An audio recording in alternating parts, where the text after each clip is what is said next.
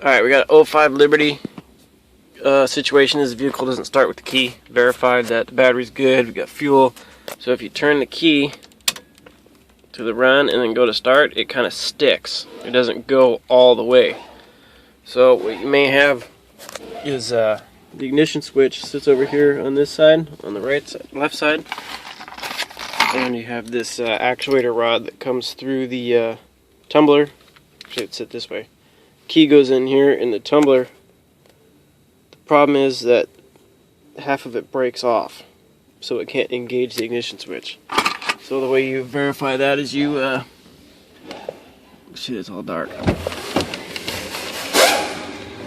Pull the ignition switch off and you can see that rod.